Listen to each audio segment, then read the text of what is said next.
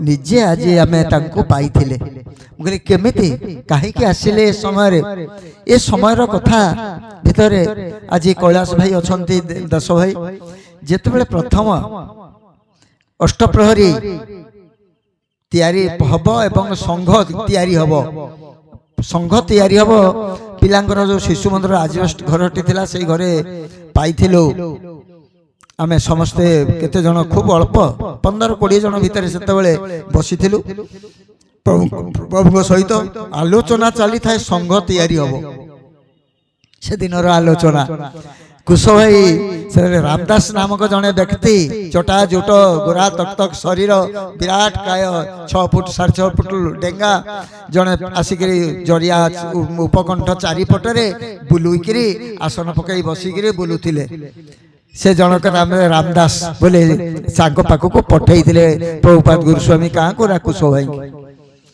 कुश भाई जाइए सी खंडिया लेखिकी जे प्रभु प्रलय तो सरीगला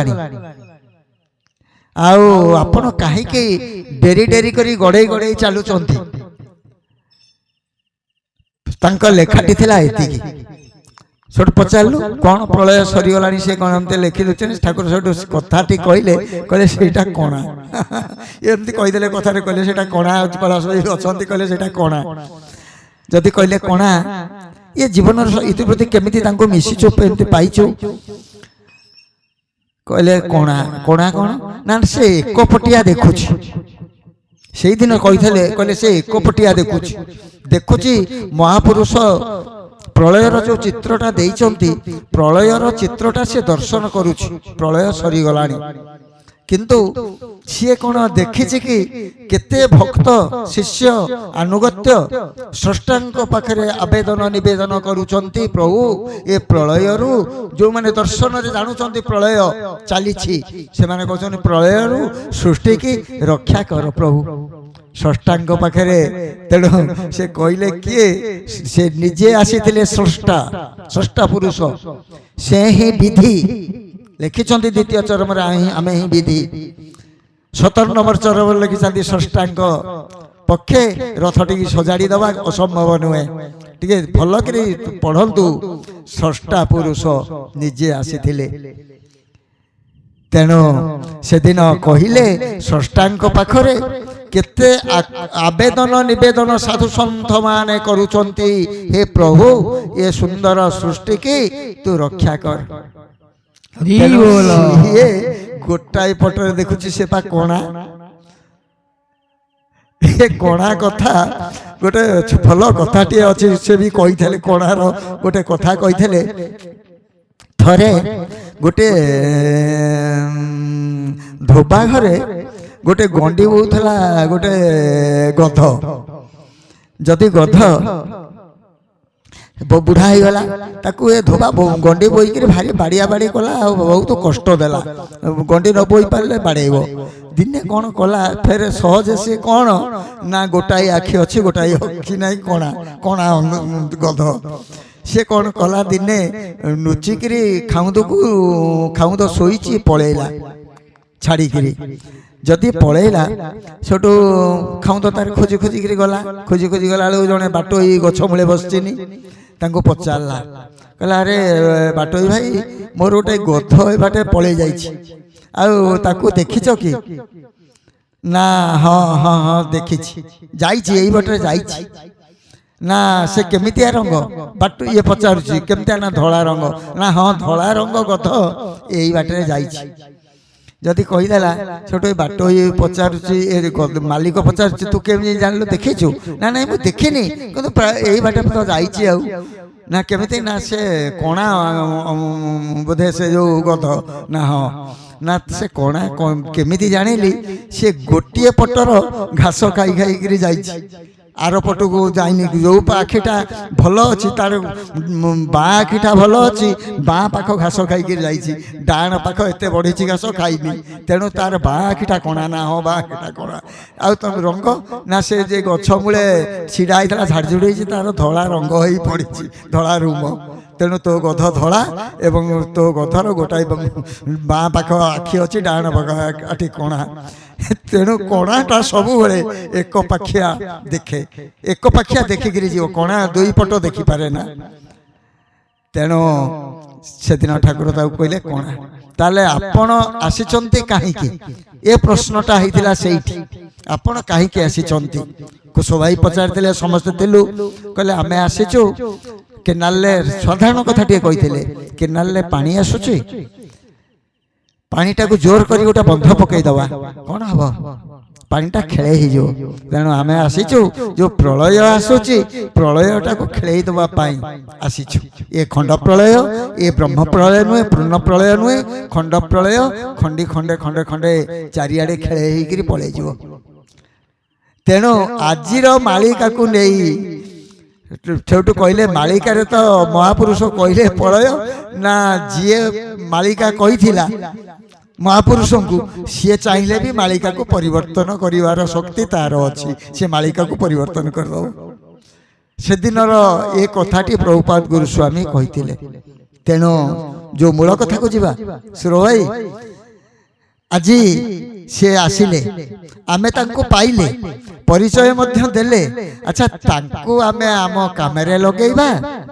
ना आमे तांको कामेरे लागिबा ये दुईटी प्रश्न तेणु तांको कामरे आमे लागिबा सी आम काम करिबा को आसी नथिले सी आसीथिले तांको काम करिबा पाई तांको कामरे आमे तांको सहयोग करिबा को कामरे आसीथिले मूल लक्ष्य गलाणी हुगुली तेणु जोत पाई लेखिले मूल लक्ष्य गलाणी हुगुली बापृथारे छाड़ुचो वाक्य भावेली आज मूल लक्ष्य बहु लक्ष्य नहीं आमे तांको पाखरु जाइथिले से लक्ष्य आज विच्युति किंतु आज सार सार पढ़िले कृतज्ञ महापातक कथा पढ़िले ये कृतज्ञ महापातक कथा कही सारी से गोटे कथा कहले जे ठाकुरंक लेखाटी पढ़िले शेषे जे तू डरी जाउछु कि आमे तोते परा देइछु कर्मधारा धर्मधारा कर्मयोग आउ प्रणाम ध्यान सबू देइछु देई सारिछु तू जेते जाहेले निजको सफा करी परिमार्जित कला भली आमे देइछु आमे परिमार्जित होबा पई तांको पाखरे पहुंचीचे किंतु हेला कोन आमे करिचे कोन थरे पचारली गले प्रभु इतले शाखा बुलिलु देखिलु भाई मानन को सब कर्मधारा तनिखी कलु गले प्रभु से तो किए नहीं तार मंत्र कही पारुनी किए अर्घ्य फल नहीं कांथरे टांगी देइछि धारण करूनी अर्घ्य फल थुआई अर्घ्य फल जगार भोर उठुनी कि पूजा करूनी कि जो आमर पूजार विधान अच्छी पूर्ण शौच न हो पार अर्थ शौच तो बहुत सहज कर देनी मुह धोब नाई धोब लिंग धोईक गोड़ हाथ धोईक आम कर सब करनी से शीत हो खरा हो वर्षा हो ठंडा हो बा जा हो तेणु सहज तो कर किंतु तो मूलरू भाई मैंने यही अवस्था को आसिले ना जाऊँ तो से कहले मुझे आप चिंता करूना ना ना मुझे कहीं ना आउ कौन बाट अच्छी आवापाई आउ कौन बाट अच्छी जो कथाटी से लिखिं टे मन पकातु चरम तू एक पाद पका मो सहस्र पाद टाणी देवी तापर लिखिं तू बुझे सुझे आम पाक नहीं आसनु तापर तो काम सईला ये कथा है सारी बुझे बाझे आम बुझी एवं गोटे क्षणिक ये ग्रहण कर सारीचे एवं बीज बीजरोपण से आम भितर कर थरे कहले प्रराजपुर सत्संग प्रथम सत्संग रे उत्तर रे जो धीर भाई प्रथम उत्तर रे गले से दिन कही कथाटे जे तुम्हें धारा नहीं आउ बीज रोपण बीज मंत्र आम देछु तुम्हें बीज मंत्र करबनी धर्मधारा पाळिबनी हेले कौन हम तुम्हें पा थोप गिलीच थोप गिलीच कहे बणीची पका देखिच कहले बणीची पका देखिच बणीची जेमती पकई तार बणीछियाल थोपटी गुंथी पकई दिए किंतु माछ थोप लोभरे ଖାଦ୍ୟ ଲୋଭରେ ତାକୁ ଗିଳି ଦିଏ, କିନ୍ତୁ ଭିତରେ କଣ୍ଟା ଅଛି ଜାଣିନି। ଦେଖା ଦେଖିରେ ବା ଆମ ଭିତରେ ସ୍ୱତଃ ସୃଷ୍ଟି ହେଇ ଆମେ ଧାରାଟି ନେଇଗଲେ, ବୀଜ ରୋପଣ ସେ କରିଦେଲେ, ବୀଜ ମନ୍ତ୍ର ଦେଇଦେଲେ, କିନ୍ତୁ ବୀଜ ମନ୍ତ୍ର ଦେଇଦେଲା ପରେ ବୀଜ ମନ୍ତ୍ର ଭିତରେ ଏକ କଣ୍ଟା, ସେଇ ତୀକ୍ଷ୍ଣ କଣ୍ଟା ଆମ ଭିତରେ ସେ ଲଗେଇ ଦେଇଛନ୍ତି। ଆମେ ଗିଳିକି ତାକୁ ବୁଲୁଛେ, ଖେଳୁଛେ। କହିଲେ ଗୁରୁ କ'ଣ? ଗୁରୁ ପା ଖେଳୁଆ, ଛାଡ଼ି ଦିଅନ୍ତି। ଛୋଟିଆ କଥାଟିଏ କହିଥିଲେ, ଯଦି ଗୁରୁ କେବେ ଛାଡ଼ନ୍ତି ନାହିଁ। ଥରେ ବୀଜ ରୋପଣ କରିଛନ୍ତି ମାନେ ସେ କହିଲେ ଜନ୍ମ ଜନ୍ମାନ୍ତର ଘୁଷୁରି ଘୁଷୁରି ଘୁଷୁରି ଘୁଷୁରି ସିଏ ଯିବ। ସେ କହିଲେ ଥରେ ସେଦିନର ଉତ୍ତରରେ, ଆମେ ଯେବେ ଚାହିଁବୁ ତୁମକୁ ଟାଣି ଟାଣି ଟାଣି ଟାଣି କୂଳକୁ ନେଇ ଆସିବୁ। ଚରମ ପ୍ରାପ୍ତି କରିବା ପାଇଁ ଆମେ ଲକ୍ଷ୍ୟ ନେଇ ଆସିଛୁ, ତୁମକୁ ଦେଇଛୁ, ତୁମେ ଗିଳିଛ। ତେଣୁ ଆମେ ଯାଇଛେ, ଗିଳିଛେ, ଗିଳେଇକିରି ବର୍ତ୍ତମାନ କ'ଣ କରୁଛେ? ସମୁଦ୍ର ବା ପାଣିରେ, ଗାଡ଼ିଆ ପାଣିରେ ବା ନଈ ପାଣିରେ ଆମେ ଖେଳୁଛେ। ଆମେ ଖେଳି ଚାଲିଛେ, ଆମ ପୂର୍ବ ସ୍ଥିତିରେ ଆମେ ଖେଳି ଚାଲିଛେ, କିନ୍ତୁ ଜାଣିନେ ଯେ ଭିତରେ କଣ୍ଟା ଅଛି। ସେ କଣ୍ଟା ନିଜେ ବାଜିଛି ମାନେ, ଆଉ ଗୁରୁଙ୍କର କଣ୍ଟା ଥରେ ଲାଗିଲେ, ଯୋଉ ମନ୍ତ୍ରର କଣ୍ଟା, ବୀଜ ମନ୍ତ୍ରର କଣ୍ଟା ଆଉ ହୁଗୁଳେ ନା। ତେଣୁ ଆଜି ଲାଗିଛି ଆମ ସମସ୍ତଙ୍କ ଭିତରେ। ଏ ଛୋଟିଆ କଥାଟିଏ ଥରେ କହିଥିଲେ ଇଏ ପ୍ରଭୁପାଦ ଗୁରୁସ୍ୱାମୀ କଥା ମାଧ୍ୟମରେ, କହିଲେ ସେ ଗୋଟେ ଗପ ମାଧ୍ୟମରେ। ସେ ଗପଟି କ'ଣ ଯେ ଥରେ ଗୁରୁକୁଳ, ଗୁରୁ ଆଶ୍ରମ, ଗୁରୁ ଆଶ୍ରମରେ ଗୁରୁ ଏବଂ ତାଙ୍କର କେତେ ଜଣ ଶିଷ୍ୟ, ତା ଭିତରେ ମୁଖ୍ୟ ଶିଷ୍ୟ ଯିଏ ଆଶ୍ରମର ବୁଝାବୁଝି କରି ମୁଖ୍ୟ ଗୁରୁଙ୍କର ମୁଖ୍ୟ ଦାୟିତ୍ୱରେ ଯେଉଁ ଶିଷ୍ୟଟି ଥିଲେ, ତାଙ୍କର ସବୁବେଳେ ସେ ଗୁରୁଙ୍କୁ କହନ୍ତି ଯେ ଗୁରୁଦେବ ଆପଣ ଟିକେ ଅଧିକ ବିଭବ କେମିତି ଆସିବ ଆଶ୍ରମକୁ ଟିକେ ଚିନ୍ତା କରନ୍ତୁ। ଯେତିକି ଆସୁଛି ତ ଗୋଟିଏ ଭକ୍ତ ଖାଇବା ହେଉଛି, ଆର ଭକ୍ତକୁ ନାହିଁ। କେମିତି ଆଉ ଟିକେ ଅଧିକ ଦାନ ଅନୁଦାନ ଆଣିବା ବ୍ୟବସ୍ଥା କରନ୍ତୁ, ଆଉ କେମିତି ଅଧିକ ଟିକେ ଆମେ ଆଉ ଟିକେ ଭଲରେ ଖାଇ ପିଇକିରି ଆଶ୍ରମରେ ରହିବା। ବିଭବର ଚିନ୍ତା ସବୁବେଳେ ଶିଷ୍ୟଟି କରେ, ସବୁବେଳେ ତାର କାମନା ଭିତରେ ଥାଏ। ଯୋଉ ଯେମିତି ଆମେ ସମସ୍ତେ ଠାକୁରଙ୍କ ପାଖକୁ ଗଲେ, ଗୁରୁ ଗ୍ରହଣ କଲେ, କିନ୍ତୁ ସବୁବେଳେ ଆମ ସମସ୍ୟାକୁ ତାଙ୍କ ଉପରେ ଲଦିଲେ, ଆମର ମନର ଭାବକୁ। ସେ ସେଇଥିପାଇଁ କହିଲେ ଚରମରେ, ତୁ ମୋ ଆଖିରେ ଦେଖ, ତୋ ଆଖିରେ ତୋ ଆଖି ବୁଝିଦେ, ଆମ ଆଖିରେ ଦେଖ, ଆମ ଆଖିରେ ଦେଖିବୁ। ତୋ ଆଖିରେ ଦେଖିଲେ କ'ଣ ଦେଖିବୁ? ଯେ ବିଷୟ ବିଷୟା ବିଷ, ଆମ ଆଖିରେ ଦେଖିବୁ ଅମୃତର ପିୟୁଷଧାରା। କହିଲେ ନା? ତେଣୁ ସେ କ'ଣ କଲେ, ଆମେ କ'ଣ କଲେ? ଆମେ ଯାହା କଲେ, ଯୋଉ ଆମର ସମସ୍ୟା ଆମ କାମରେ ତାଙ୍କୁ ଲଗେଇଲେ, ସେମିତି ଶିଷ୍ୟଟି ସବୁବେଳେ ଚେଷ୍ଟା କଲା ଗୁରୁଙ୍କୁ ତାଙ୍କ କାମରେ ଲଗେଇବା ପାଇଁ। ସବୁବେଳେ ହେଲା, ଗୁରୁ ସବୁବେଳେ ଶୁଣନ୍ତି, ନୀରବ ରୁହନ୍ତି, କହେ ଆଚ୍ଛା ଆଚ୍ଛା ଆଚ୍ଛା। କାମନାଟା ପ୍ରବଳ ଶିଷ୍ୟ ମନରେ ଥାଏ, ବାସନା ବି ଥାଏ, ଭୋଗ କରିବାର ବାସନା। ସେଠୁ ଗୁରୁ ଶେଷ ସମୟ ହେଇଗଲା, ଶେଷ ସମୟ ଯେତେବେଳେ ହେଇଗଲା, ଶିଷ୍ୟଟିକି ଡାକିଲେ, ଶିଷ୍ୟମାନଙ୍କୁ ବସେଇଲେ, ପ୍ରଧାନ କରି ପ୍ରଧାନ ଶିଷ୍ୟଟିକି କହିଲେ ଧନରେ ଦେଖୁଛୁ ତ ସମୟର ଗତି, ସମାଜର ଗତି ଆଉ କାଳଚକ୍ରର ଗତି। ତୁ ଗୋଟେ କାମ କରିବୁ, ତୁ ଆଉ ଆଶା ଆଉ ବଢ଼େଇବୁନି, এইটি আশাকু ছাড়ি যে কামনা তো ভিতরে রয়েছে তাকে ছাড়িবু। আমি গলা পরে তু পলাইবু, আম পছে পছে পলাইবু। আমি অছু অপেক্ষা করি, তোতে তোতে অপেক্ষা করি অছু। তু দেবে ଯିବୁ, যাই তো সহিত আমি তোতে নেইকিরি ଯିବୁ। এ গুরু শিষ্য বাদ কথা, কেমিতি গুরু শিষ্য বাদটা গড়ি চালে। গলা গুরু চালি গলে, শিষ্য বি দিনে বুढ़ा हेले, शिष्य भी चलीगले। चलीगला पर गुरु खोजिले, कुआड़े गले, शिष्यंकर आत्मा टिकी धरिले, कहले बापा सरी तो गला, जो उद्देश्य नहीं तू आसीथिलु मते ग्रहण करिथिलु, मु तते सेठी पहुंचई देबी, चल पळेबा। शिष्य कहला नाही आउ गोटे थर छाड़, गुरुदेव आउ गोटे थर मते छाड़। धर्म अर्जन धर्म करी प्राणे प्रापत नरहरि।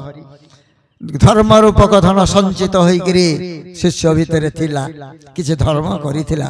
गुरु वाक्य, गुरुंकर स्थूल କିଛି ସେବା କରିଥିଲା। କରିବା ଦ୍ୱାରା କ'ଣ ହେଲା, ଧର୍ମର ସଂସ୍କାର ତା ଭିତରେ ଗଢ଼ି ଉଠିଥିଲା। ତେଣୁ ସେ କ'ଣ କଲା, ଧର୍ମ ସଂସ୍କାରରୁ ଐଶ୍ୱର୍ଯ୍ୟ ଭୋଗ କରିବାର ବାସନା ନେଇ ଗୋଟେ ବିରାଟ ଜମିଦାର ପରିବାରରେ ଜନ୍ମ ନେଲା ଶିଷ୍ୟଟି। ଯଦି ଜନ୍ମ ନେଲା, ଜନ୍ମ ନେଇକରି ବଢ଼ିଲା, ଆଉ ଜନ୍ମ ହେଲା ବେଳକୁ ଦାସୀ ପରିବାରୀ ତୁଳିତଳ୍ପ ଶଯ୍ୟା ସବୁ ଲାଗି ରହିଲା। ମହା ସୁଖ ଆନନ୍ଦ ଏବଂ ଭୋଗ ଏବଂ ଐଶ୍ୱର୍ଯ୍ୟ ବିଭବ ଭିତରେ ବୁଡ଼ି ରହିଲା ଶିଷ୍ୟଟି। କାହିଁକିନା କାମନା ତା ଭିତରେ ଥିଲା, ବୁଡ଼ି ରହିଲା। ଦେହାନ୍ତ ହେଇଗଲା। ତେବେ ଦେହାନ୍ତ ହେଇଗଲା, ଗୁରୁ ପୁଣି କହିଲେ ଅପେକ୍ଷା କରିଚିନି, ଗୁରୁ ଜଗିଚିନି। ଗୁରୁ କେମିତି ଜଗନ୍ତି ଏ କଥାଟି କାହିଁକି କହିଲେ ଠାକୁର, ଆଉ ବାଟ ନାହିଁ। ଯେତେ ଯାହା କରି ଖେଳି ଖେଳି ଗଲେ ବି ସେଇ ଗୋଟିଏ ବାଟ, ଗୋଟିଏ ବାଟରେ ଯିବେ। ଜନ୍ମାନ୍ତର ବାଦରେ ଯିବେ କୁଆଡ଼େ? କର୍ମ କରିବାକୁ ପଡ଼ିବ। ଗୁରୁଙ୍କର କର୍ମ ନ କଲେ କେହି କେବେ ସେ ବାଟକୁ ଯାଇପାରିବେନି। ସେ କହିଛନ୍ତି ତୁମେ ବେଇମାନ ହେଇଯିବ, ଆମେ ବେଇମାନ ହବୁନୁ। ସେ ଜଗିବେ। ଗୁରୁ କେମିତି ଜଗନ୍ତି ସେ କଥାଟି ସେ କହିଲେ। ସେ କଥାଟି ଏଇ କଥା ମାଧ୍ୟମରେ ଯେ ସରିଗଲା, ଭୋଗ ସରିଗଲା, ବୁଢ଼ା ହେଇଗଲେ, ନାତି ନାତୁଣୀ ପୁଅ ଝିଅ ପରିପୂର୍ଣ୍ଣ ହେଇଗଲା ବିଭବରେ। ବୁଢ଼ା ହେଇକିରି ଚାଲିଗଲେ। ଚାଲିଗଲା ପରେ ଗୁରୁ ଆସି ପହଞ୍ଚିଲେ, କହିଲେ ବାପା ଭୋଗ ତ ଥିଲା, ଭୋଗ ତ ଚାହୁଁଥିଲୁ, ସରିଗଲା, ପଳେଇବା, ଆଉ ରହନା, ପଳେଇବା। ନା ଆଉ ଗୋଟିଏ ଜନ୍ମ ଛାଡ଼ ଗୁରୁଦେବ। ଏତେ ବିଭବ, ଏତେ ସମ୍ପତ୍ତି, ଏତେ ସୁନା ରୂପା ଐଶ୍ୱର୍ଯ୍ୟ ମୁଁ ଠୁଳ କରିଛି ଯେ ଆକୁ ଛାଡ଼ିକିରି ଯିବାକୁ ମନ ହଉନି। ଏଗୁଡ଼ା ସବୁ ରକ୍ଷଣାବେକ୍ଷଣ ହେଇପାରିବନି ମୁଁ ଚାଲିଗଲା ପରେ। ମୋ ପିଲାମାନେ ସେମିତି ଭଲ ମଣିଷ ହେଲେନି, ଏମାନଙ୍କୁ ରକ୍ଷଣାବେକ୍ଷଣ କରିପାରିବେନି, ମୋତେ ଆଉ ଗୋଟିଏ ଜନ୍ମ ଛାଡ଼। ଗୋଟିଏ ଜନ୍ମ ଗୁରୁ ଛାଡ଼ି ଚାଲିଗଲେ। ଗଲା କିଛି ଦିନ କଟିଗଲା, ଗୁରୁ ଆସିଲେ, କହିଲେ କୁଆଡ଼େ ଗଲା କି? ଆଉ ତ ନରତନୁ ନାହିଁ, ଆଉ ତ ନରତନୁରେ ସିଏ ଆଉ ନାହିଁ, ଗଲା କୁଆଡ଼େ? ଦେଖିଲା ଯୋଉ ମହାପାତକ କଥା ପଢୁଥିଲେ, ଶ୍ୱାନ ଗୋଟେ ବିରାଟ କାଳିଆ କୁକୁର ହେଇକିରି ସମସ୍ତ ଘର ବିଭବକୁ ଜଗିକିରି ଶୋଇଛି। ସେ ଶିଷ୍ୟ ଦିନେ ଥିଲା ଘରର ମାଲିକ, ବର୍ତ୍ତମାନ କ'ଣ କରିଛି ନା ତାଙ୍କ ନାତି ନାତୁଣୀ ପିଲାମାନେ ସବୁ ଯୋଉ ଖାଇକିରି ଅଇଁଠା ଫୋପାଡ଼ି ଦଉଛନ୍ତି ତାକୁ ଖାଉଛି। ଖାଇକିରି ସେ ଦୁଆର ମୁହଁରେ ଜଗିକିରି ଶୋଇଛି। କାଳେ କିଏ କାଉ ବସେଇ ଦଉନି ପିଢ଼ାରେ, ସବୁ ଗୋଡ଼ଉଛି। କାଉ ବସିଲା ମାନେ ଗୋଡ଼ଉଛି। ଗଲା ଗୋଟିଏ ଜନ୍ମ କଟିଗଲା, କୁକୁର ଜନ୍ମରୁ ପାରି ହେଇଗଲା ଶିଷ୍ୟଟି। ହେଇଯିବାରୁ ଗଲା, କୁକୁର ଜନ୍ମ ସରିଗଲା। ଆସିଲେ ଗୁରୁ କହିଲେ ବାପା ଯୋଉ ଘରେ ଥିଲୁ ସେ ଘରେ ଗୋଇଠା ମାଇଲେ, ତତେ ମାଡ଼ ଖାଇଲୁ, ପାହାର ଖାଇଛୁ, ଅଇଁଠା ଖାଇଛୁ, ସବୁ କଲୁ, କରିକିରି ଆଉ କାହିଁ ସେଠି ପଡୁଛୁ? ଦେ ପଳେଆ, ମୋ ସାଙ୍ଗରେ ପଳେଆ, ମୁଁ ଜଗିଛି, ତତେ ନ ନେଲା ଯାକେ ମୁଁ ଯିବିନି। କହିଲା ଆଉ ଗୋଟିଏ ଜନ୍ମ। ଗୁରୁଦେବ ଆଉ ଗୋଟିଏ ଜନ୍ମ ଦିଅ, ମତେ ଟିକେ ଛାଡ଼, ମୁଁ ଆଉ ଗୋଟିଏ ଜନ୍ମ ରହିବି। ଏ ରକ୍ଷଣାବେକ୍ଷଣ ହେଇପାରୁନି, ମୋର ପିଲାମାନେ ନାତି ନାତୁଣୀ, ମୁଁ ଆଉ ଗୋଟିଏ ଜନ୍ମ। ଗଲେ ଗୁରୁ ଛାଡ଼ି ଚାଲିଗଲେ। ଆର ଜନ୍ମଟି ତାର କ'ଣ ହେଇଛି, ଯୋଉ ପଢୁଥିଲେ ଆମର ମହାପାତକ, କୃତଜ୍ଞ ମହାପାତକ, ସେଇ ମହାପାତକରୁ ସିଏ ହେଇଛି କ'ଣ ନା ସର୍ପ ଜନ୍ମଟିଏ ହେଇଛି। ଗୋଟେ ବିଷଧର ନାଗ ସାପ ହେଇକିରି କ'ଣ କରିଛି, ଗୋଟେ ବିଳ କରି ଗାତ କରି ଯୋଉଠି ତାର ପଲଙ୍କ ତଳେ ବହୁ ସୁନା ରୂପା ଟଙ୍କା ପଇସା ପୋତି ଥିଲା ବୁଢ଼ା, ସେ ଯୋଉ ମଣିଷ ଜନ୍ମରେ ସେ କ'ଣ କରିଛି, ସେଇ ଖଟ ତଳେ ଗୋଟେ ଗାତ କରି ତାକୁ ଜଗିକିରି ଅଛି, ଜଗିଛି। ଗୁରୁ ଦେଖିଲେ ଏଥର କୁଆଡ଼େ ଗଲା କି ଶିଷ୍ୟ, ମୋ ପ୍ରିୟ ଶିଷ୍ୟଟି ଗଲା କୁଆଡ଼େ? ସେଠୁ ଗୁରୁ ଖୋଜିଲେ। ଗୁରୁ ଖୋଜି ଖୋଜି ଦେଖିକି କହିଲେ ଆରେ ଆରେ ଏ ତ ଶ୍ୱାନରୁ ସର୍ପକୁ ଖସିଗଲାଣି ଆଉ। ଆଚ୍ଛା ହଉ ହଉ। ସେଠୁ ଯାଇ ପହଞ୍ଚିଲେ, ଗୋଟେ କେଳା ବେଶ ହେଇଛନ୍ତି ଗୁରୁ। କେଳା ଧରି ସପ୍ତଶ୍ୱରୀ ଧରି ପହଞ୍ଚିଲେ ତା ଘରେ। ପହଞ୍ଚିକି ଡାକିଲେ, ତାର ସେତେବେଳକୁ ନାତି ନାତୁଣୀ ସବୁ ହେଇଗଲେଣି, 2 ପିଢ଼ି ଗଲେଣି।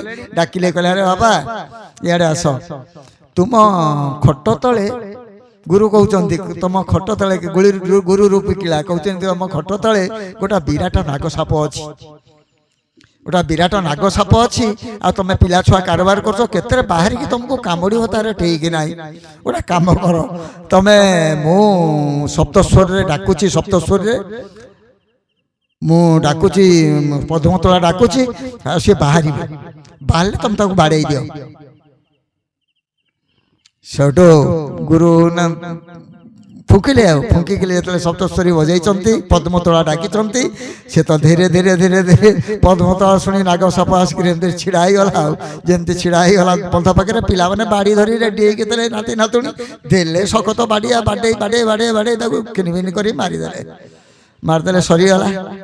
ମାରିଦେଲା ପରେ ଗୁରୁ କହିଲେ, କ'ଣ ବାବା ଏଥର ତ ତୁ ସାପକୁ ଖସିଲୁ, ତୁ ଆଉ ରହିବୁ ନା ଯିବୁ?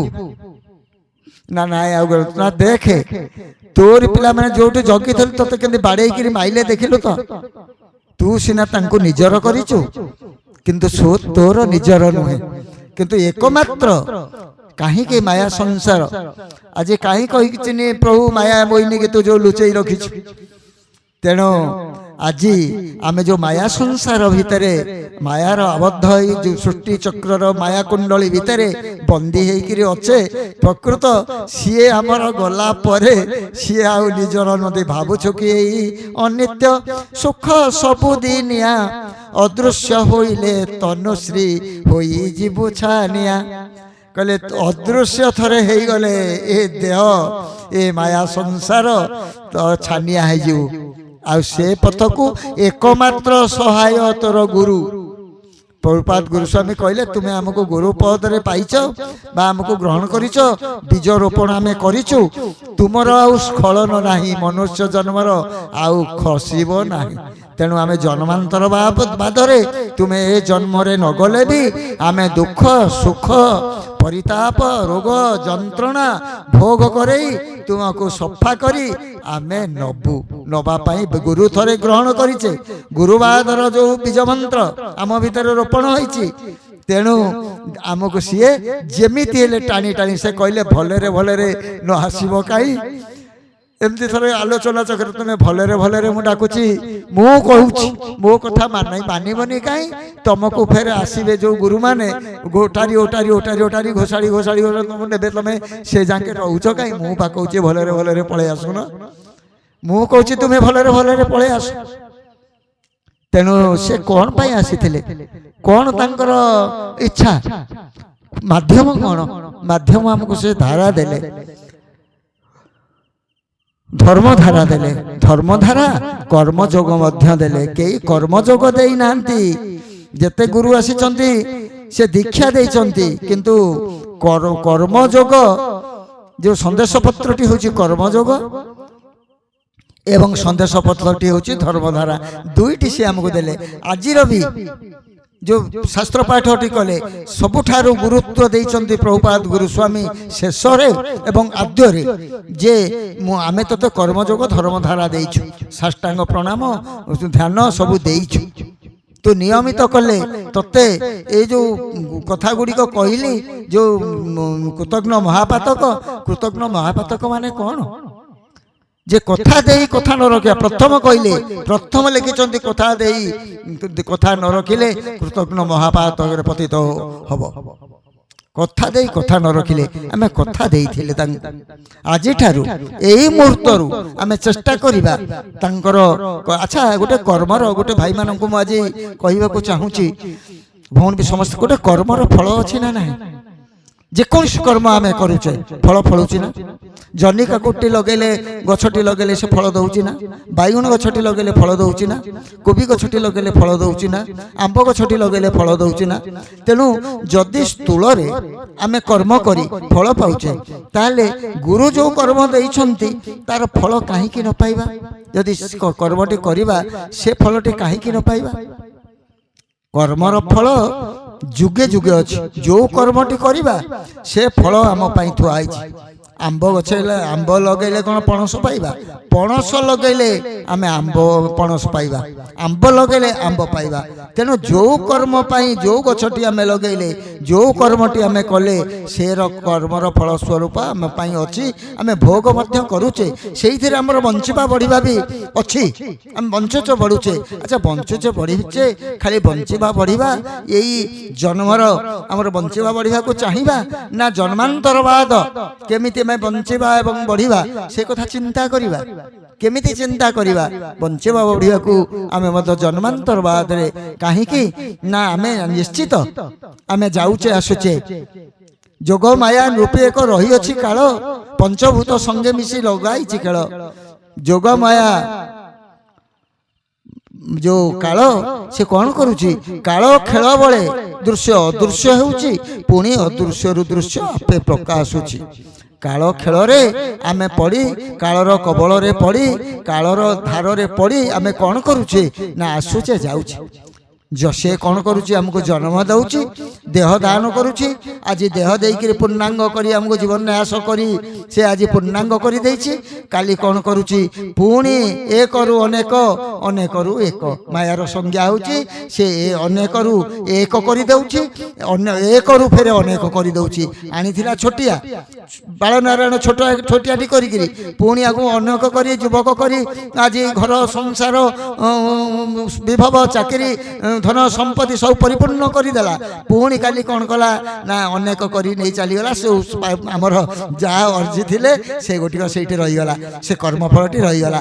କିନ୍ତୁ ଏ ଫଳ କର୍ମଫଳ ସେଇଠି ରହିଲା ଏବଂ କର୍ମଫଳ ମଧ୍ୟ ଯାହା ଅର୍ଜିତ କର୍ମଫଳ ଯୋଉ କଥାଟି ଅଛି ଯେ କର୍ମ ସରିଲେ ଫଳ କ୍ଷୟ, ଲବଧ କେଶ ମାତ୍ର ରହେ। কর্ম সরিলে ফল ক্ষয়, লবধ কেশ মাত্র রহে। কর্ম সরিগলা, ফলটা মানে ক্ষয় হয়ে গলা, রহিলা ক্লেশ। যেকୌଣସି কর্মর ক্লেশ অছি। আম্বটি খাইলে বা পণসটি খাইলে বা ଯେଉଁ କାକୁଡ଼ିଟି ଖାଇଲେ ତାର କ୍ଲେଶ ଅଛି। କେମିତି? ତାକୁ ହଜମ କରିବାକୁ ପଡ଼ୁଛି, ମଇଳାରେ ପରିଣତ ହେଉଛି। ଖାଇଲା ବେଳେ ଆନନ୍ଦ ଆନନ୍ଦ, ମଇଳା ଗଲା ବେଳେ ଦୁଃଖ ଗନ୍ଧ ହେଲା। ତେଣୁ ଦୁଇଟି କର୍ମର କ୍ଲେଶ, ଲବଧ କ୍ଲେଶ, ଫଳଟା କ୍ଷୟ ହେଇଗଲା। ମିଠା ଖାଇଦେଲେ, ଆମ୍ବଟି ଖାଇଦେଲେ ଚାଲିଗଲା, ଆଉ ଗୋଟେ ଆମ୍ବ ଖାଇବାକୁ ଇଚ୍ଛା ହବନି କି? ପୁଣି କାଲି ବି ଆଉ ଗୋଟେ ଆମ୍ବ ଖାଇବାକୁ ଇଚ୍ଛା ହବ। କିନ୍ତୁ କର୍ମ ସରିଗଲେ ଫଳଟା କ୍ଷୟ ହେଇଗଲା, ଫଳଟା ଚାଲିଗଲା, ପୁଣି ଖାଇବାକୁ ଆମର ଇଚ୍ଛା ହବ, କିନ୍ତୁ କ୍ଲେଶ ରହିଯିବ। କିନ୍ତୁ ଗୋଟିଏ କର୍ମ ମାତ୍ର ପରମାର୍ଥ ଜୀବନର କର୍ମ, ଗୁରୁଙ୍କର କର୍ମ, ଯେଉଁ କର୍ମର ଫଳ କ୍ଷୟ ହୁଏ ନାହିଁ, କ୍ଲେଶ ମଧ୍ୟ ସେ କର୍ମରେ ନାହିଁ। এইটা হচ্ছে ভাগবতর কথা। ভাগবতর কথাটি আমার সাংসারিক কথা পাই, সাংসারিক জীবন পাই, পারিবারিক জীবন পাই, ভৌতিক জগত পাই। কিন্তু আধ্যাত্মিক জগতরে কর্মর ফল ক্ষয় হুয়ে না, ক্লেশ মধ্য তার নথায়। কর্মর ক্লেশ ভোগ କରିବାକୁ পড়ে না। তেণু মোর গোটাই কথা, আমি এ কথাটি কহিবা পাই গোটিয়ে ছোটিয়া গপটিয়ে মাধ্যমে আজি আমি জানিবা কেমিতি কর্মর ফল লাগু হুয়ে। ଛୋଟିଆ ଗପଟିଏ ମଧ୍ୟ ଠାକୁରଙ୍କର ସେ ମୁଖରୁ ଆସିଥିଲା। ସେ କଥାଟି ଆଜି ଆମେ ଶୁଣିବା ଗପଟିଏ କର୍ମ ବାବଦରେ। କର୍ମର ଫଳ କେମିତି ଆମକୁ ଭୋଗ ହୁଏ, ଆଉ ଗୁରୁ ଗ୍ରହଣ କଲା ପରେ କର୍ମର ଫଳ କେମିତି ସିଏ କ'ଣ କରନ୍ତି ନା କେମିତି କ୍ଲେଶ ନ ଦେଇ ଭୋଗ କରାନ୍ତି। ଏ ଗୋଟେ ବଡ଼ ସୁନ୍ଦର କଥାଟିଏ ଆଜି ଆମେ ଆଲୋଚନା ନ କରିବା। ଗୋଟିଏ ଛୋଟିଆ ବଣ ଭିତରେ ଆଶ୍ରମ, ସେଠି ଥାନ୍ତି ଦୁଇ ଜଣ ଗୁରୁ ଏବଂ ଶିଷ୍ୟ। ଗୁରୁ ଶିଷ୍ୟ, ଶିଷ୍ୟଟି ପିଲାଟି ଦିନରୁ ଗୁରୁଙ୍କୁ ଧରିଛି, ସଂସାର କ'ଣ ଜାଣିନି କି ସଂସାର ପଥ ଜାଣିନି। ପିଲାଟି ଦିନରୁ ଗୁରୁ ତାକୁ ପାଖରେ ରଖି ସେ ଜଙ୍ଗଲ ଭିତରେ ଆଶ୍ରମଟିଏ କରି ଗୁରୁ ଶିଷ୍ୟ ଭାବରେ ଦିନ କାଟୁଥାନ୍ତି। ଦିନକର କଥା, ଶିଷ୍ୟ ବଡ଼ ହେଇଗଲେ, ଜଣେ ଆଜନ୍ମ ବ୍ରହ୍ମଚାରୀ, ସଂସାର କ'ଣ ଜାଣିଲେନି। ଆଜନ୍ମ ବ୍ରହ୍ମଚାରୀ, ବ୍ରହ୍ମଚାର୍ଯ୍ୟ ଧର୍ମ ପାଳନ କରି ଆଜନ୍ମ ବ୍ରହ୍ମଚାରୀ ହେଇଗଲେ ଶିଷ୍ୟ ଜଣକ। ଏ ବ୍ରହ୍ମଚାରୀ ଜୀବନରେ ବହୁତ ବଡ଼ ହେଇଗଲେ। ଆଶ୍ରମ ବୋଲି ଛଡ଼ା ଆଉ କିଛି ଲୋକାଳୟ ଜାଣିନାହାନ୍ତି। ଏ ସମୟରେ ଦିନକର କଥା, ଗୁରୁଙ୍କ ପାଖରେ ଶିଷ୍ୟ ଜଣକ ବିନୟ ହେଇ ଗୋଟେ କଥାଟିଏ କହିଲେ। ଦେଖନ୍ତୁ, ଏ କଥାର ମର୍ମଟିଏ କହିଦେଉଛି। ଗୁରୁ କେବେ ଶିଷ୍ୟର କଥା ବା ତାର ଇଚ୍ଛାକୁ କେବେ ବାଧା ସୃଷ୍ଟି ଦେବେନି। किंतु शिष्य इच्छा करी गुरु को मागिकी नबा गुरु जाचिकी दबा ये दुईटी पार्थक्य। आमे गोटे कथा थरे ठाकुर कहले जे ए वस्त्र कथा आलोचना है कहले विभिन्न रकम वस्त्र पिंधुचिन।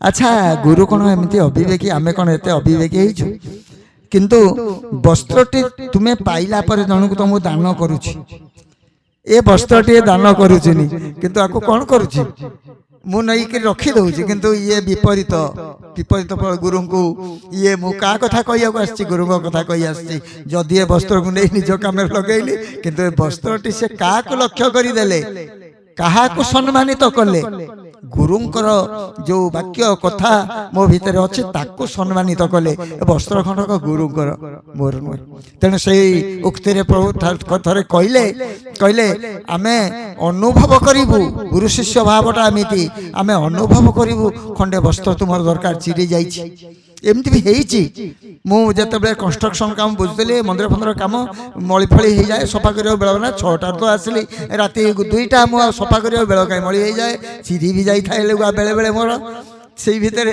कहे भल चिरा लुगा पिंधुच खंडे भल लुगा जमी कहे ना धरी कहे बिकोली सारे जमी भल लुगा पिंधुनी ये तो बहुत भल लुगा आम दुनिया भल लुगा परम शुक्र देते सब तुम नहीं पिंधुन बोले कौन हम नहीं करी पिंध माने सी कहते जे आमे दबू तुमको तमें मन को पिंधि दबा व्यवहार कर दबा नुहे आमे अविवेकी नुहे जिते गुरु चाहिए जे मोर ये जिनटा दरकार तार शिष्यर जाचिकी देवे तेणु गुरु को आम कथार चलैबा आमे गुरु कथार जीवा ये दुईटा बाट से दिन शिष्य जनक कौन कले ना गुरु को मागिले कहले गुरुदेव एते दिन है ये अच्छे मुझे लोकालय को शुण जे आमे तांको मागिबा भितर कौन विपद अच्छी आम कौन से फलटा केते भयावह शिष्य मागिदे कहले प्रभु ए ब्रह्मचारी कहले मुझे गुरुदेव टिके जाई बुली आस सब दिन तो जंगल में कटिला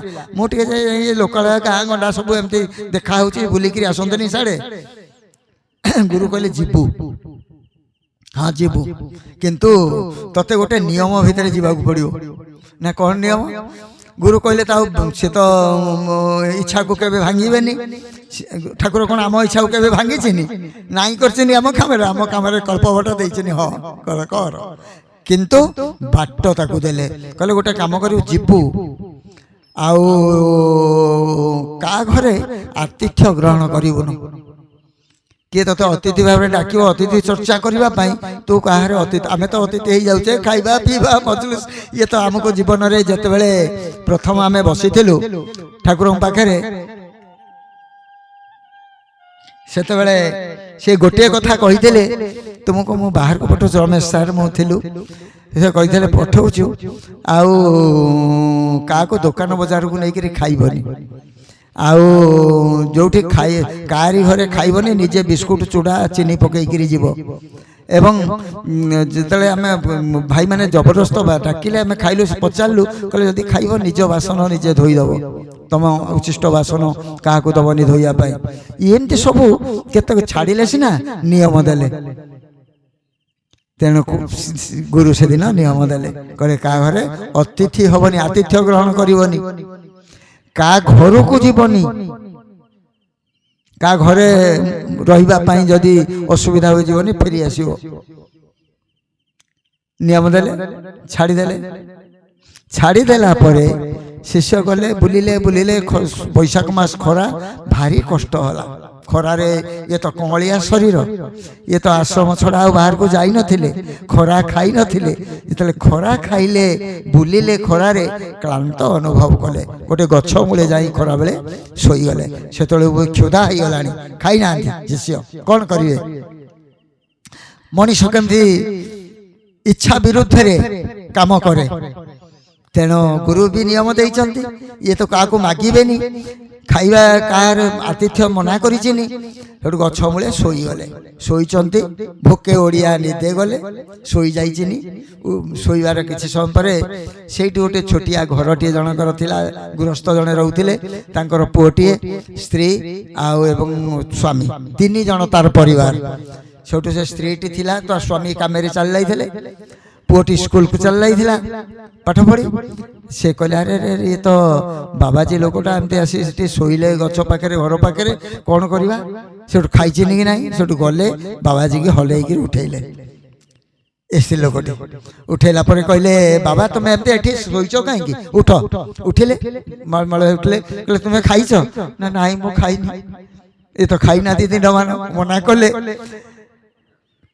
जदि मना कले ये कथार कहबार कर्मफल केमिति फले आ गुरु केमिति जगी थांती कर्मफल एड़ेबा पाई हेडो कहले अच्छा मु खाइया को दउची तुमे आसुन मोर एति घर मो पिंढार बसे खाई दबो ना नाई नाई मु आउ पिंढा को जीविनी जदि दउच क्षुधा जोर हेलानी एइट से कहिचिनी आतिथ्य प्रथम आतिथ्य को भांगिले कहले अच्छा दउच जदि एइठी दियो खाई देबी गछ मूले खाइले जितले खाईदेले से खरारे बुली बुली होता निद हो गला ब्रह्मचारी की निद हो गला शोईगले से गछ मूले जदि शोईगले शोई शो शो शो राति गला राति जो उठती अंधार कौन करेंगे जीवे कुआड़े हेटू से गृहिणी जनक गोटे छोटिया आलुओ धरी आसिले कहले बाबा आ तुम्हें एठी गछ मूले कौन शोइब आउ ये तो जंतु जुंता अच्छा ये आपण आसतु आम घरे आज अतिथि हूँ कहले नाई नाई मु मन पड़े पना कर क्या घर को जीवनी क्या घरे रही नाई तुम घरे रही ना तुम्हें घरे न रही आम पिंढा को आस पिंढा को नहीं गले पिंढारे सब गले बिछना दौले कहले ना बिछना दरकार ना निजर जा वस्तु था पारिक पिंढारे बाबाजी शोइले शिष्य जनक शोइले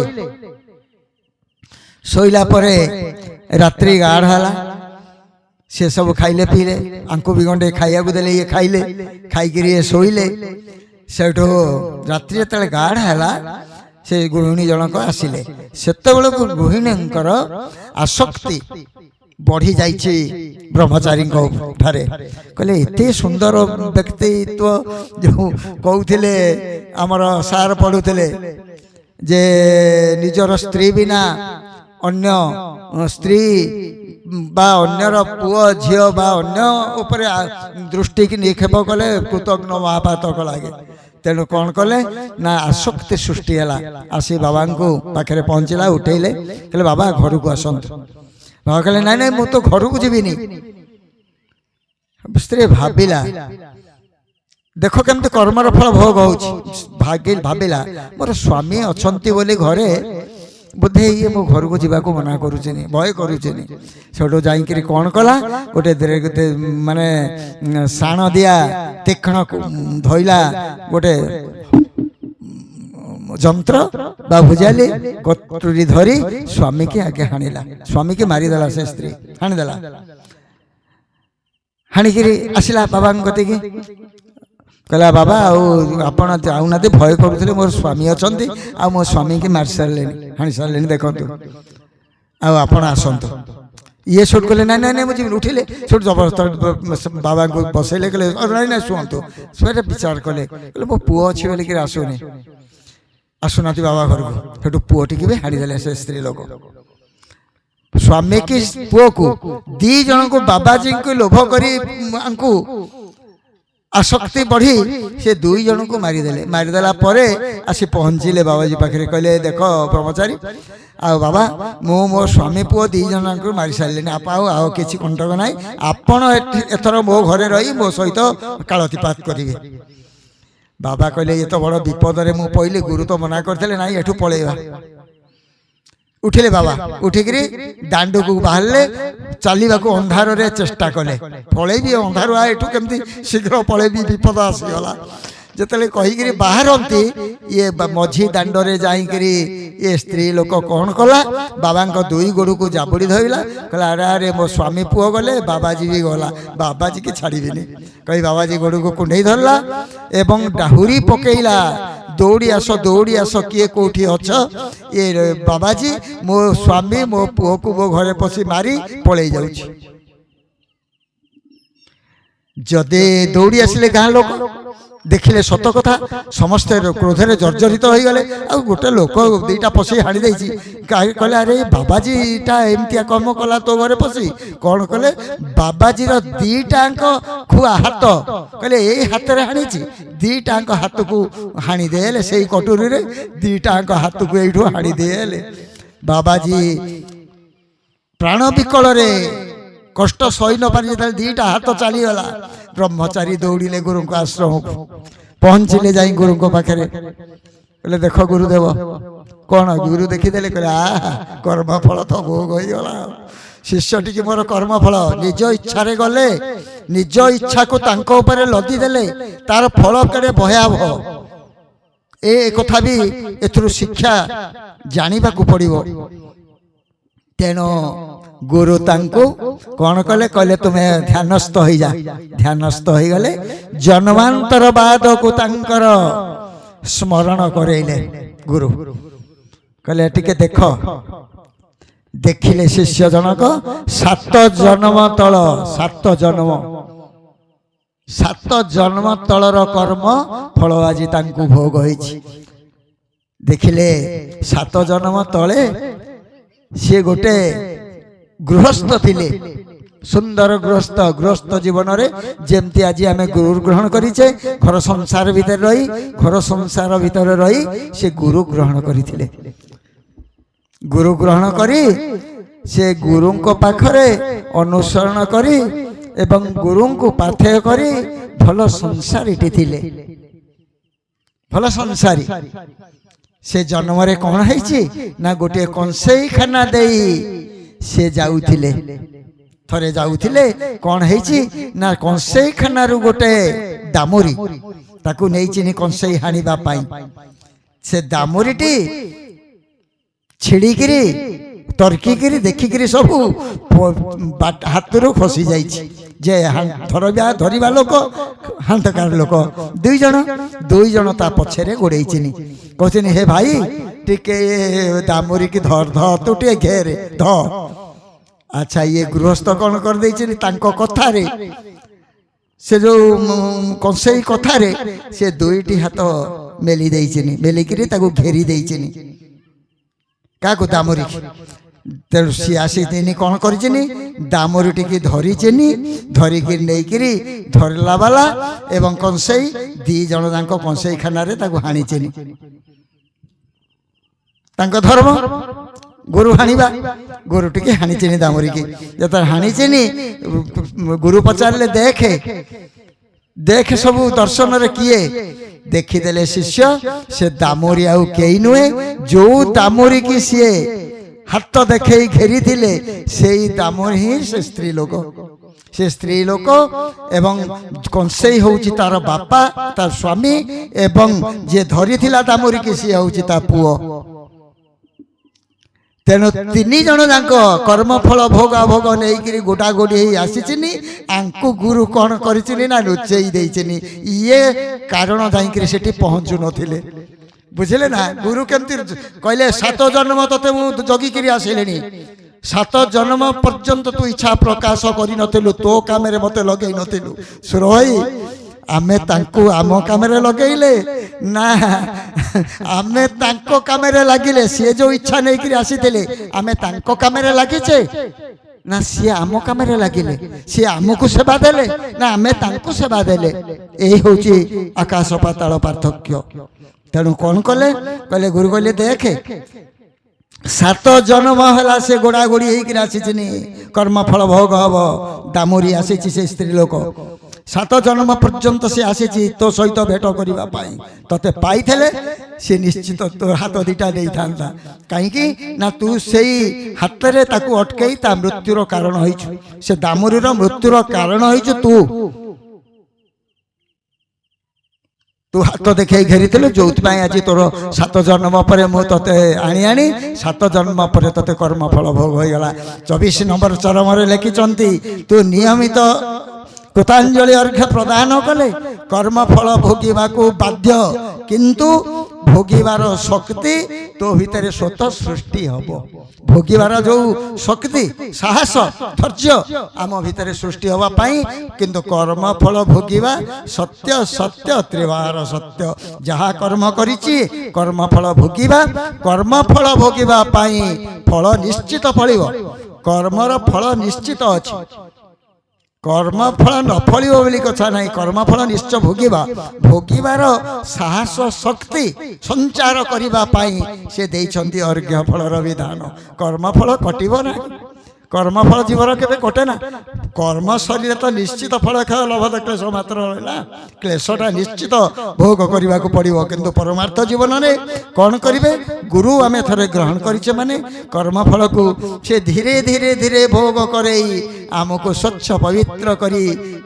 माने पवित्र गंगा जल भली पवित्रता आम भितर आनी आमको चरम प्राप्ति पथरे नहीं जीवा पाई से समस्त प्रयास करी से कहले से दिनर कथाटा जे तुमे जीव कुआड़े गोटे बाट आम ही देवे जीव से गुरु बाट गुरु पथ छड़ा पथ नाई आ जो द्वार चरम प्राप्ति को मुक्तिर पथ को मोक्षर पथ को निर्वाणर पथ को जो पथर द्वार देश उन्मुक्त करेंगे कई मात्र गुरु से उन्मुक्त पथरे जो उन्मुक्त कले आम प्रवेश करवा से पथरे अच्छा गुरु गुरु को बिना ए मुक्ति मोक्ष निर्वाण चरम प्राप्ति असंभव तेणु गुरु को काम लगेबा एवं गुरु को काम लगेबा ए दुईटा कथा विचार को आम नबा से तो मातृत्व भाव कहले इष्ट भाव मातृत्वर बाछल ममता चरम पृष्ठारे बुझाइले लिखिता गीता चरम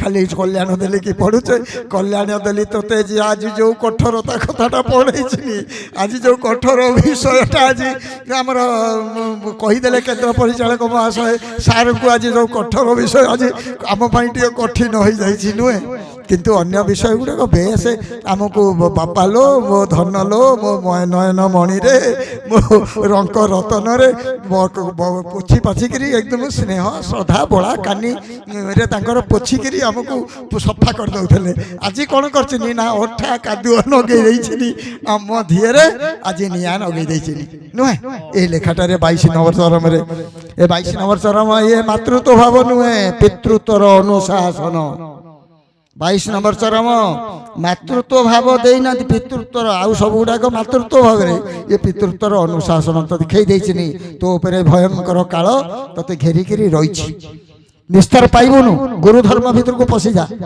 जदि गुरु धर्म भीतर को पशिजु ताल हम कौन निस्तार अच्छी ना काल कबल निस्तार ना ए छोटिया कथाटी गपटे कह आज सारा थरे दले साधु कौन कले ना काशी जीवे चिंता कले काशी जीवे गोटे कीर्तन दल भल कीर्तन दल ठीक हेले साधु सन्थ मैंने भितर बसिले गोटे डंगारे जीवे कौटी ना डंगारे जीवे काशी पारी होइकिरी डंगाटी नागी संध्या बेलू समस्ते पशिले नाम कीर्तन जोरे चली राति सारा काशी जाउछंती राति पाई जाइए राति पाई गला परे देखला बेलू डंगार मंगरू दौड़ी फिटी डंगा जोठी सेठी ए कथाटी बुझंतु आम अवस्था बर्तमान सेठी आमे सिना धर्म पथरे निजको जे जाऊचे मने मने किंतु आम डंगा जोठी सेठी मु कहि दउचे आज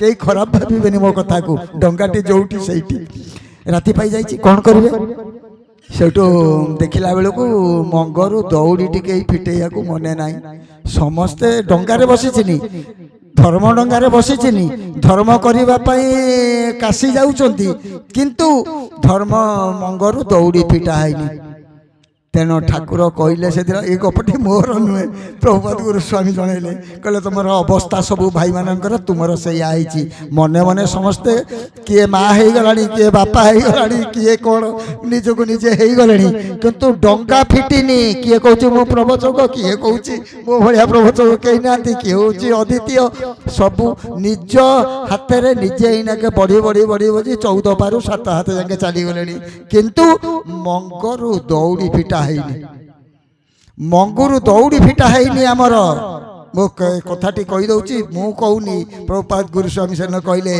कहले भव समुद्र भितरे तम देह रूपक डंका भासुची से बसीचिनी 19 जन परिवार पंच ज्ञानेन्द्रिय पंच कर्मेन्द्रिय मन बुद्धि अहंकार चित्त पंचभूत 19 जन परिवार को नहीं देह रूपक डंका भव समुद्र भितरे भासुची सेठी कौन करिछि ना भव समुद्र भितरे त्रिगुण रूपक रज्जु दौड़ी रे बांधिची शक्त करी काल मंगुआल जे बसीची से मंगेरे डंगा मंगेरे काल तम शरीर रूपक डंगार मंग को दौड़ी की बांधी मंगेरे बसीची काल कात धरिक बाहुची ए देह रूपक डंगा को भव समुद्र भितरे कात किए प्रभुपाद कात हूँ तुम जीवन जीवन रूपक कात को धरी भव समुद्र भितरे देह रूपक डंगा को काल मंगरे बसी बाहुची बाहुची सेठी कौन है जदि तुम्हें से मंगरे गुरु को बसैब गुरु थरे से मंगुआल ए देह रूपक डंगारे गुरु थरे बसी जीवे से कौन कहते जेते पारू सेते बीज मंत्र जप करी चाल श्री गुरु चरण रे मन निवेश कर सबु बेला पाई आम कथा टिके भाबी चली आम कथा भावना को आने सबु बेले आमको तो अंतर भितर भावना भितर सबु भावना भितर तू आमको रख कौन हम यह करू करू तू देहातीत भाव में पहुंची जीवु देहातीत भाव में जिते देहर अतीत को चली जीवु ये देह को भूली जीवु से हम कौन तो देह रूपक डंगारे गुरु बसी जीवे यह ही देहातीत भावर प्रकृत धारा गुरु को बसई दबा से डंगारे जे कालक राल ग्रासे जगत अथय गुरु को से महाकाल करुथाई भय बुझिल जते बेले जो कालर कबल रे जगत अथय जे काल प्रकृति रूपिणी उत्पत्ति स्थिति संहारिणी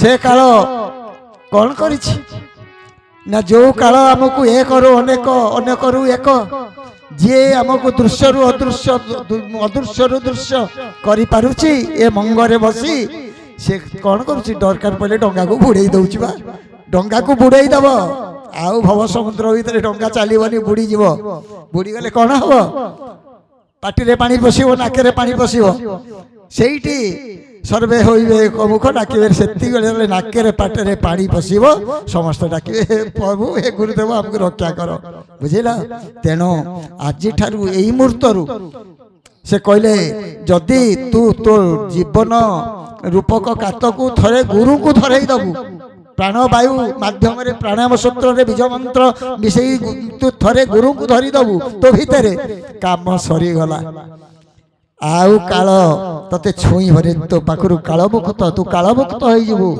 जेबे तू गुरु को बसई दबु गुरु केमिति बसिबे केमिति गुरु को बसैबा गुरुंकर नीति नियम आचरण भितरे आमे निजको रखिले सिना गुरु नाविक साजिबे ए देह रूपक डंगारे भव समुद्र रे नाविक साजिबे गुरु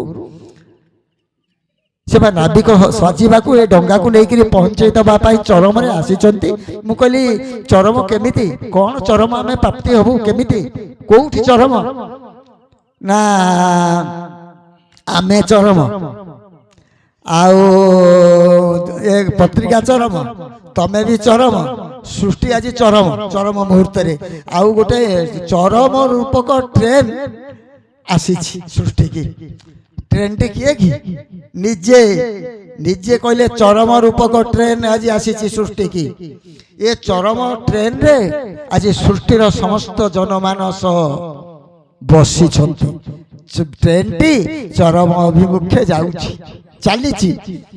ମୁଁ କହିଲି ତାହେଲେ ବଢିଆ କଥା ଆପଣ କହିଲେ, ଚରମ ଅଭିମୁଖେ ଯଦି ଟ୍ରେନ ଚାଲିଛି, ଆମେ ତ ଟ୍ରେନରେ ସବୁ ବସିଛୁ, ଆମେ ସମସ୍ତେ ଯାଇ ଏ ଜଗତ ଯିଏ ଧାରା ନେଇଛି ନ ନେଇଛି ଯାହା କରିଛି ସମସ୍ତେ ତ ପହଞ୍ଚିଯିବୁ। ଆଉ ଭାଇମାନଙ୍କୁ କହି କାହିଁ କହିବୁ ଧାରା ନବା, କର୍ମଯୋଗ କର, କର୍ମଧାରା କର ବୋଲି ଆଉ ଭାଇମାନଙ୍କୁ କାହିଁକି କହିବୁ? ତାହେଲେ ଟ୍ରେନଟି ତ ଚାଲିଛି, ଆମେ ସମସ୍ତେ ଚରମରେ ପହଞ୍ଚିବୁ। ଆପଣ ତ ଆସିଛନ୍ତି କଥା ଦେଇ ଆମକୁ ଚରମରେ ପହଞ୍ଚେଇ ଦେବେ ନା? ଗୋଟାଇ କଥା ସେଇଠି ନା, ଲେଖିଛନ୍ତି ଜନନୀ ଜଠର ଜରାୟୁରେ ସେ ବିଷୟଟି। ତୁମେ କଲିକତା ଯାଉଛ, କଲିକତାରେ ଯଦି ଚେତନ ଅବସ୍ଥାରେ ଯିବ ଚେଇକିରି, ତାହେଲେ ଜାଣିକିରି ଯିବ ତା ଷ୍ଟେସନ ଗୁଡ଼ିକ। ଆଉ ଦିନେ ତୁମେ କଲିକତାକୁ ଯାଇ ନିଜେ ନିଜେ ପହଞ୍ଚି ଯାଇପାରିବ। ଯଦି ଅଚେତନରେ ଶୋଇ ପଡ଼ିକିରି ଯିବ, ସେଠି ସିନା ପହଞ୍ଚିବ, କିନ୍ତୁ ତୁମେ ଆଉ ଦିନେ ତମେ ଛାଡ଼ିଦେଲେ ତୁମେ ଅନ୍ଧାର ଭିତରେ ପଡ଼ି ରହିଲ।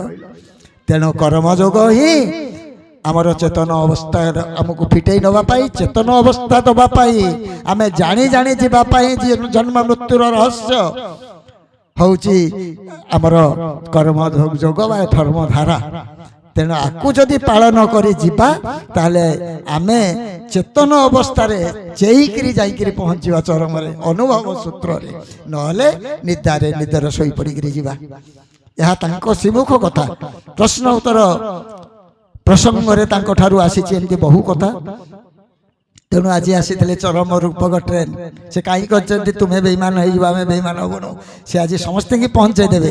ବିଚାର କର, ଅଚେତନରେ ଯିବା, ଶୋଇ ପଡ଼ିକିରି ଯିବା କି ଚେଇକିରି ଯିବା, ବୁଝିଲ? ହଉ, ଆଜି ଆଉ ସମୟ ପ୍ରାୟ ହେଇଯାଇଛି। ଆଉ ଗୋଟିଏ କଥା, ସେ ପ୍ରଭୁପାଦ ଗୁରୁସ୍ୱାମୀ ସମସ୍ତେ ସବୁବେଳେ ପାଇଁ ଅଛନ୍ତି ଅବର୍ତ୍ତମାନ କହୁଛନ୍ତି।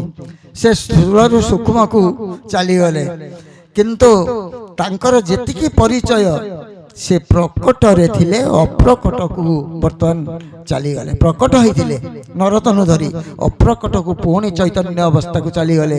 ଯେଉଁ ଚୈତନ୍ୟ ଅବସ୍ଥାରେ ଗୁରୁ ସୃଷ୍ଟିର ସର୍ଜନା ପାଇଁ ପ୍ରଥମ ତାଙ୍କର ସ୍ୱରୂପ ହେଉଛି ଚୈତନ୍ୟ। ଯେତେବେଳେ ଗୁରୁ ଇଚ୍ଛା କଲେ ପ୍ରଥମ ସୃଷ୍ଟି ସର୍ଜନା କରିବେ, ଏକରୁ ଅନେକ ହେବା ପାଇଁ ଆସିବେ, ତାଙ୍କର ଯେଉଁ ତାଙ୍କ ଭିତରୁ ତାଙ୍କର ଯେଉଁ ସ୍ୱରୂପଟି ପରିବର୍ତ୍ତନ ସ୍ୱରୂପ ହେଉଛନ୍ତି ଚୈତନ୍ୟ। ଚୈତନ୍ୟ ସ୍ୱରୂପରେ ଆସିଲେ, ଚୈତନ୍ୟ ହିଁ ଗୁରୁ। ଚୈତନ୍ୟଙ୍କର ଠାରୁ ଆସିଲେ ପାଦ। ଏ ପାଦ ହେଲେ ଅଣକାର ମଣ୍ଡଳ। ଅଣାକାର ମଣ୍ଡଳର ଡାଣ ପାର୍ଶ୍ୱରେ ଅନାଦି ବ୍ରହ୍ମ ପୁରୁଷ ମଣ୍ଡଳ, ବାମ ପାର୍ଶ୍ୱଟି ହେଉଛି ପ୍ରକୃତି ମଣ୍ଡଳ। ହେଇକିରି ଚୈତନ୍ୟରୁ ଆମ ଶରୀର ଭିତରେ ବି ସେ ଅଛନ୍ତି। କେମିତି? ଯେମିତି ବ୍ରହ୍ମାଣ୍ଡ ତତ୍ତ୍ୱରେ ଅଛନ୍ତି, ଶରୀର ମଧ୍ୟରେ ସ୍ଥୂଳ ଜଗତଟି ହେଉଛି ନାଭିଚକ୍ର, ନାଭିଚକ୍ର ପର୍ଯ୍ୟନ୍ତ। ସୂକ୍ଷ୍ମ ଜଗତଟି ହେଉଛି ଆଜ୍ଞାଚକ୍ର ପର୍ଯ୍ୟନ୍ତ। आज्ञा चक्रटी हूँ यही नासागर गोटे काणी आंगुठी बढ़े देले जोटी आमे नाउचे यही पर्यंत सूक्ष्म जगतर ये गोटे सीमा यही सूक्ष्म जगतर सीमार गोटे काणी आंगुठी बढ़े देले सीति जोटी माँ मैंने सिंदूर नाउचंदी बा आमे चिता नाउचे एठू गोटे काणी आंगुठी बढ़े देले ये हैला अणाकार मंडल पादुका मंडल ए पादुकारु आउ जा रहिला ए तालुकाटी हैला अव्यक्त सेठी अछंती चैतन्य आम भितर चैतन्य स्वरूप जीव भितर मुई चेतना केन्द्र रही लीला करुछई बुझिला चैतन्य स्वरूप जीव चेतना रही निज तथ्य मान निजे प्रसार करई से निज तथ्य टी प्रसार करने आज ये चैतन्य अवस्था आज नारायण भाई हारमोनियम टी बजाऊनी का बल चेतना बल कहीं चेतना बल हारमोनियम स्वर साधी से भितर साइतिकी रखी निशुति बुझिला ना तेणु से सारे गामा साधिकी से आज चेतना बल जहाँ आम कि आज रखीचे चेतना बल जो कहले प्रभु प्रथम चरम आम कथा टी मन चैतन्य दे शुणु आमे शुणुचे पढ़ुचे मन रही पढ़ा शुणी दौचे किंतु चेतना रे ताकू रखी नहीं भूली जाऊचे ता परिवर्ते तेणु कौन होची मन चेतना दुईटा एकांग अंगी जड़ित जिते बेले आम भीतर चैतन्य मंडल चैतन्य आज्ञा मान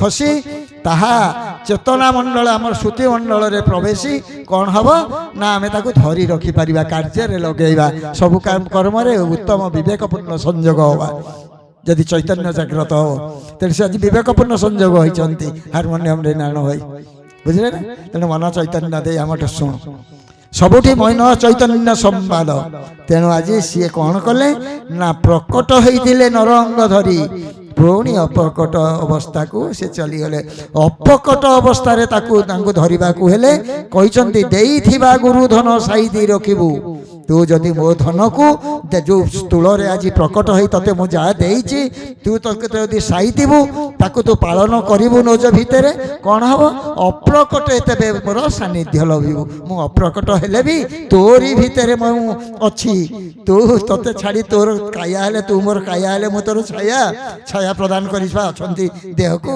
तेणु सी आज पुणी व्यापक हो जाती आज सीमित होते नरंग तनु धरी गुरु भाव धरी आज स्थूल प्रकट होते सी अपकट भितर आज व्यापक हो जाती पुणी चैतन्य अवस्था सी आउ कहीं नुहति से चैतन्य अवस्था आमरी भितर लीला कले सब व्यापक हो आज कथावस्तु को ये विश्राम दवा मोर अंतर परम आराध्य परम पूज्य चरमनाथ गुरुस्वामी श्री पद्मपाद साष्टांग प्रणाम एवं आज यही सत्संग आसर भितर मोर थिबा गुरु भाई एवं भौणी धर्म जिज्ञासु ब्रह्म जिज्ञासु सदात्मा दिव्यात्मा सत्संग प्रेमी समस्त भाई भौणी समस्त अंतर सश्रद्धा सप्रेम गुरुस्वामी गुरुस्वामी गुरुस्वामी।